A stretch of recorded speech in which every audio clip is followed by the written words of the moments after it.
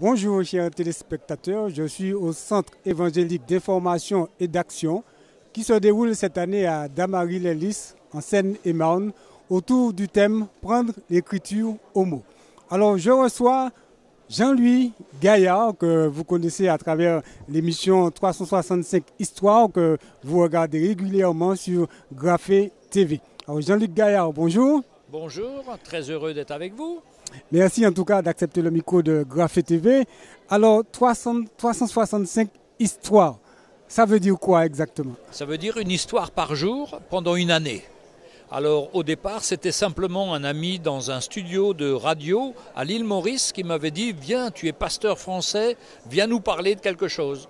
Et je ne sais pas trop quoi dire, donc j'ai raconté une histoire. J'ai raconté l'histoire du plongeur, pour ceux qui connaissent. Et les spectateurs, enfin les auditeurs étaient tellement contents qu'ils m'ont demandé de revenir le lendemain. Puis après le 3e jour, 4 jours, 5 jours, et pendant 15 jours, j'ai raconté des histoires, une histoire par jour. Et donc le journaliste qui m'interpellait, il m'a dit « mais enregistre-les chez toi ». Et c'est comme ça que j'ai commencé à enregistrer chez moi une histoire par jour. J'ai fait 365 histoires et au bout d'une année, il m'a dit refais encore une année. J'ai refait encore 365 histoires. Donc je suis à plus de 1000 histoires là pour la radio. Et d'où vient l'inspiration? Est-ce que ça vient des choses actuelles que vous voyez ou ça vient tout bonnement comme ça? Alors l'inspiration, elle vient de la parole du Seigneur déjà. Je suis pasteur, j'ai beaucoup de situations en tant que pasteur que je rencontre, d'histoires de personnes, et j'essaie de tirer toujours quelque chose de profitable pour l'œuvre de Dieu, pour que ça soit en même temps un encouragement et un enseignement. De plus, je suis intéressé par l'histoire des réveils, où j'ai enseigné l'histoire des réveils dans une école biblique, et toutes les petites histoires, je les notais depuis 40 ans sur mon ordinateur. Donc j'avais toujours une collection d'histoires parce que j'aime illustrer mes prédications par des histoires.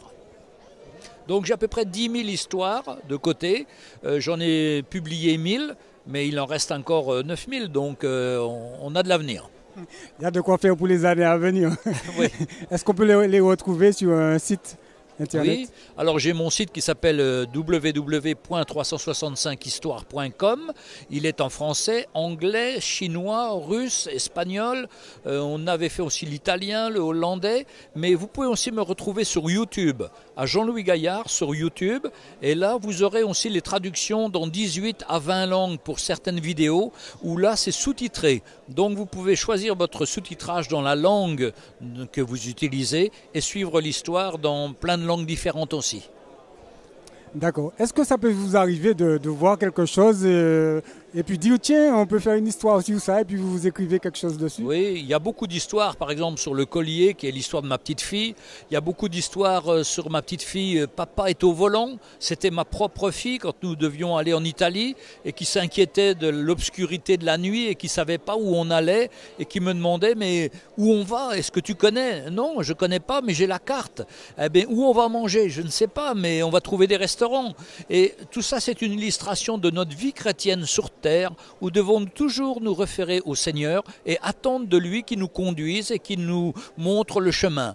Donc c'est une histoire pratique, concrète de ma petite fille qui est devenue en même temps comme une parabole biblique où on voit le Seigneur agir, nous garder et qui pour moi fait chaud au cœur parce que la clé de l'histoire c'est que ma petite fille qui ne s'inquiétait plus, alors je lui demande mais qu'est-ce qui se passe, tu ne t'inquiètes plus? Non, elle me dit je ne m'inquiète plus parce que papa est au volant. Eh bien nous de même, quand on sait que Dieu est au volant de notre vie, nous n'avons pas à nous inquiéter, il nous donnera toujours ce qui est le meilleur. Tout à fait. En tout cas, merci Jean-Louis Gaillard. Alors en exclusivité, est-ce que vous pourriez nous raconter une petite histoire? Alors pour tous les frères et sœurs des Antilles, de Guyane et qui écoutent Graphé TV, je voudrais vous raconter une petite histoire.